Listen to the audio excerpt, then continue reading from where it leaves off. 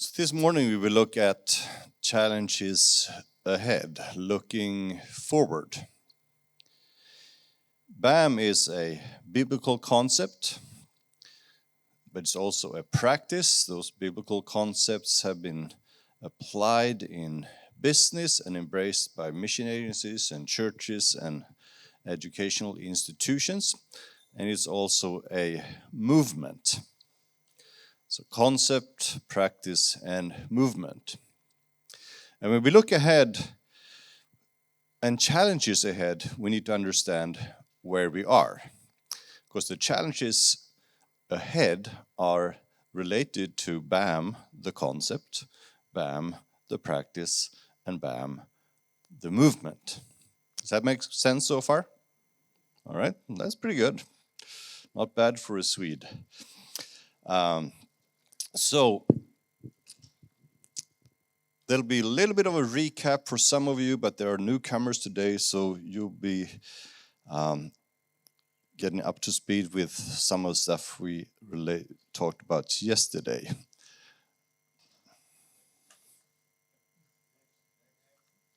This was supposed to work, and it did work. All right, so when we talk about BAM, we do talk about 4 bottom lines. And Colin, in his excellent presentation, he referred to the financial, social, environmental, and spiritual bottom lines. Those 4 bottom lines can also be translated into 4 words starting with the letter P. Shea used this as well. Businesses should serve people like Jesus came to serve people. Many stakeholders.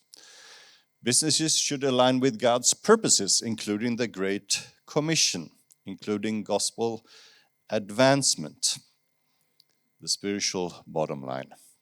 Be good stewards of the planet, creation care, finding business solutions to environmental issues, and make a profit, because if you don't make a profit, you don't have any business and you can't serve people.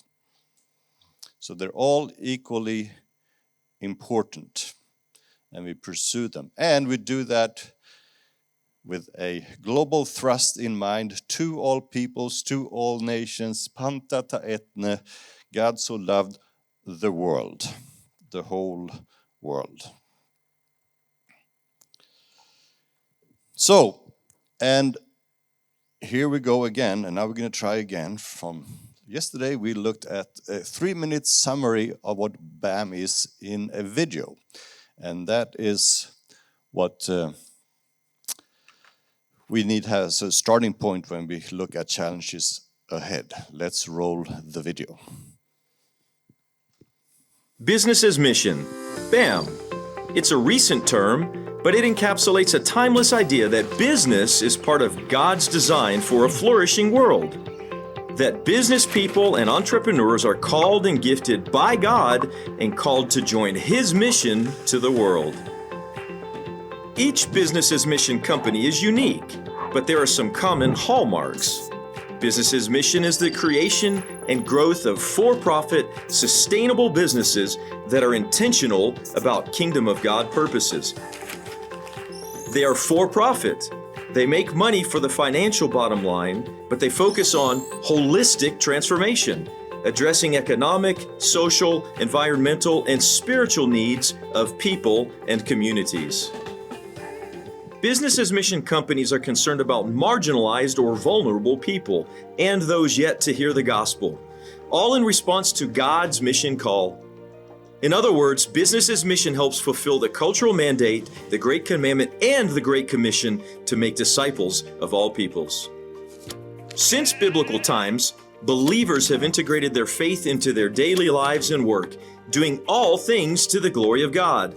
We are called to do that too. And today we can very intentionally weave together business with mission, sharing the gospel in word and deed in every part of life. Christian leaders have said the next wave of missions will be, I believe, carried forward on the wings of business. Business leaders have said Every single social and global issue of our day is a business opportunity in disguise. There are critical global issues today, like human trafficking, dire poverty, environmental degradation, lack of gospel access, that are crying out for business solutions. We call business builders and entrepreneurs to respond, and as we do, Christian business people have a unique opportunity to take the good news of Jesus to where it is yet to reach. The world is open for business. Business as mission. It is an ecosystem that involves people from business, missions, churches, education, and others. It's for business professionals and entrepreneurs using their skills for God's purposes. It's for mission agencies and churches mobilizing people with innovative strategies for mission. It's for educators raising up the next generation of Christ followers in the marketplace. It's an answer to the prayer, "Your kingdom come on earth as it is in heaven." Lord, may your kingdom come through business.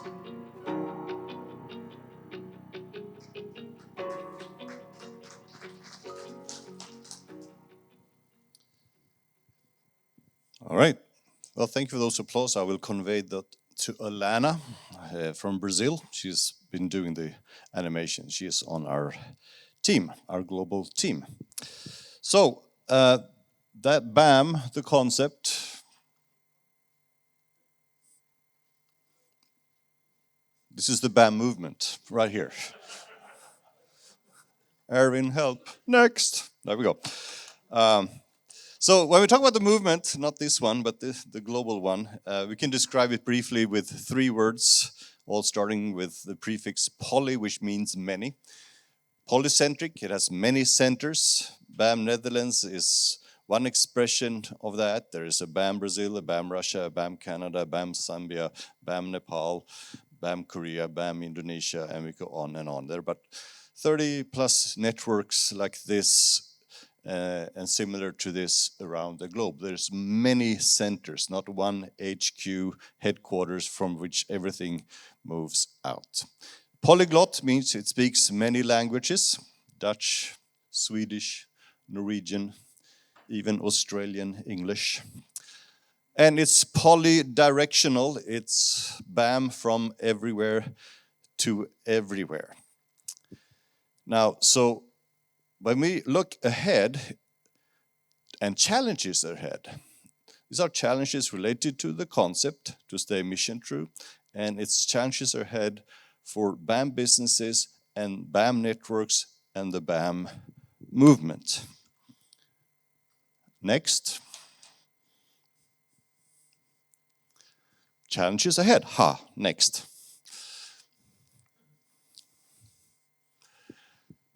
Number 1, to stay Great Commission true. Stay mission true. We mustn't start talking about or doing kingdom values without the king, or Christian ethics without Christ. We're not just Christians doing social enterprise. No, for those of you who were here yesterday and we talked about justice in a biblical concept, it is with God, under God's leadership, and we can't do BAM without Christ.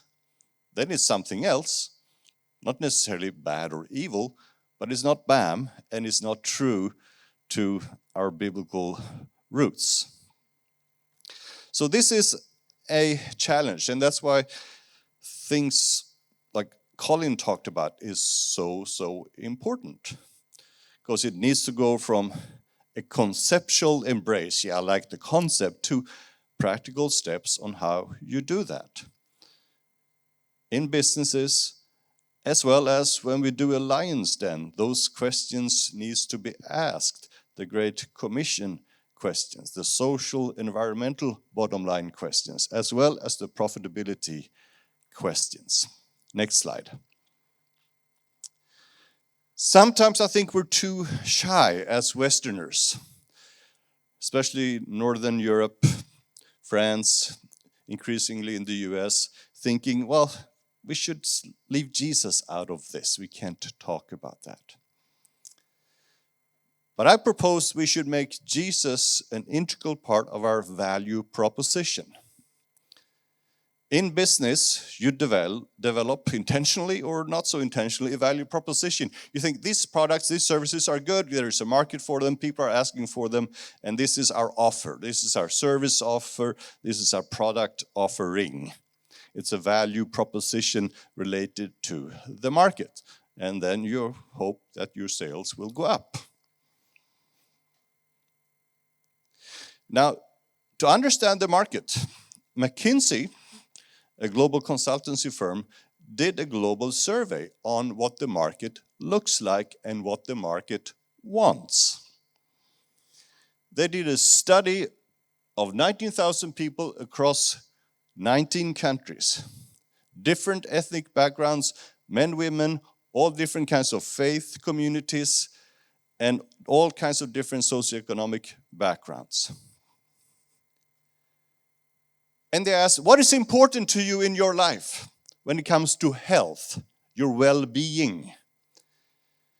Thinking in the framework of WHO, physical health, mental health, social health. 90% plus surprised McKinsey because they added a fourth dimension of health. They said, spiritual health is important to us.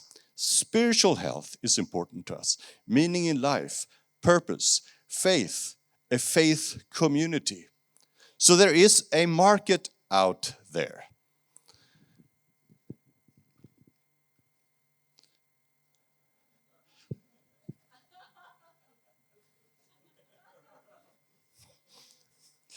So the study and an article I wrote about this is in that QR code. So we're making Jesus part of our value proposition because people want it. And here in English, the key difference is between impose and propose. Impose is to force someone. We can never force someone to buy our products or services. We propose, hey, my IT product is good. My coffee is good. Buy it if you want it. It's a proposal. It's a value proposition. We're not imposing Jesus. We are proposing Jesus. We believe in our coffee, and we believe that Jesus is also good for you. You can buy the coffee. You can talk with me about Jesus, or you can just have the coffee, or you can have none of it. Or you can have both. It's a value proposition. We should be more bold, and as Colin pointed out, there are people who want to talk about this, and this should be part of our value proposition.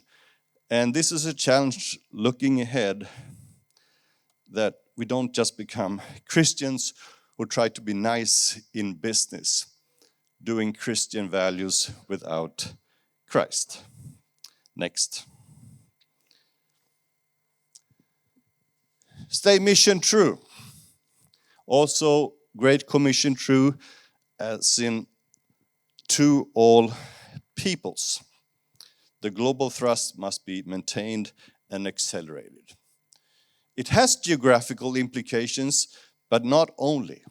Thinking about the underserved of the world, which includes people where we live.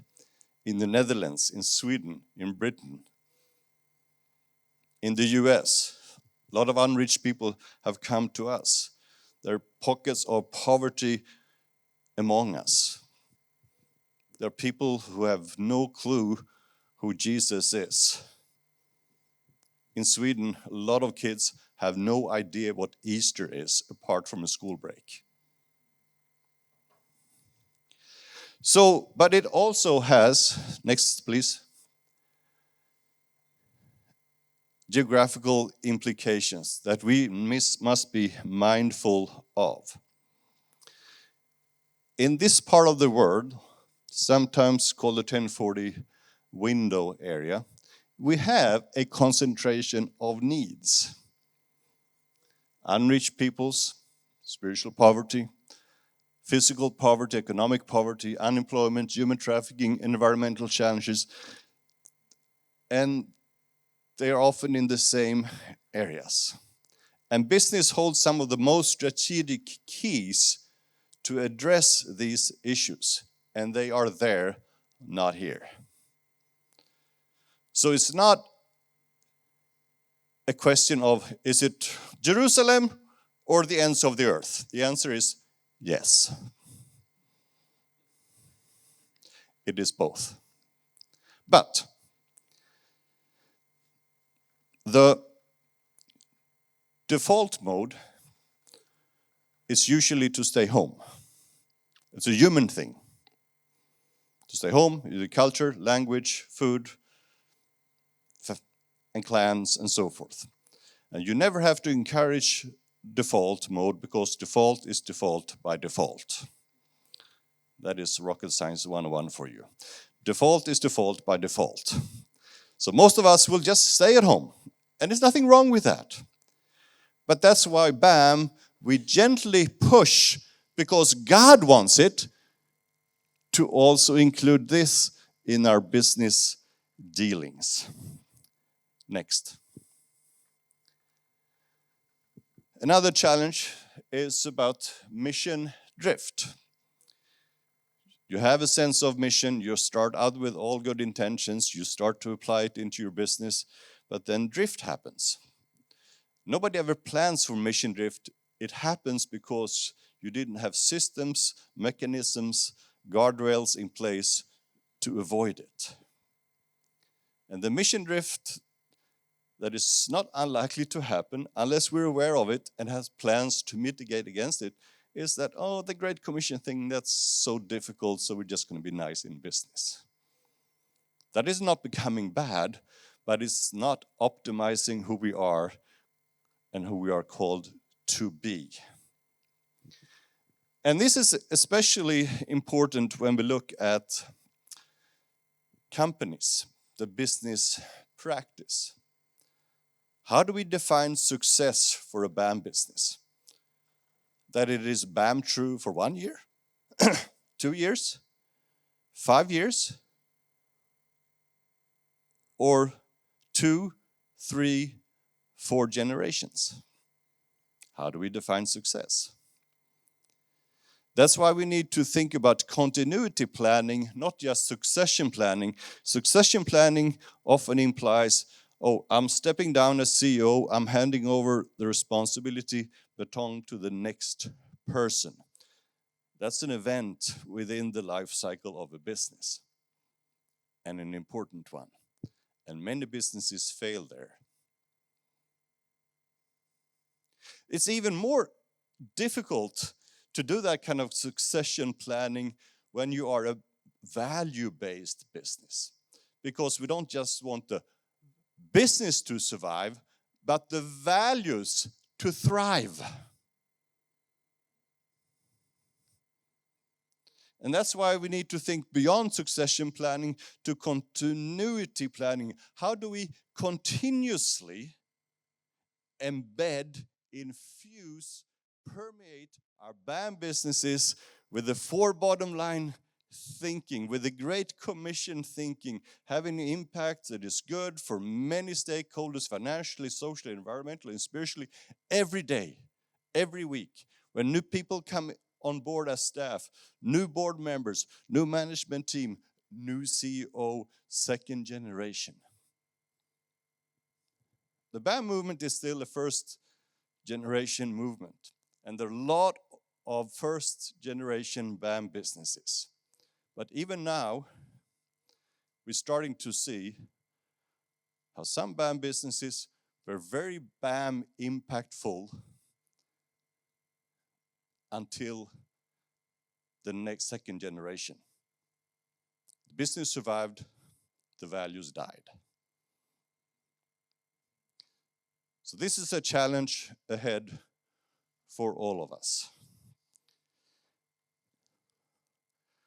All right, I got 44 seconds left, so I'm going to go to the next slide. I'm going to skip that one and go to the next one. So, thank you.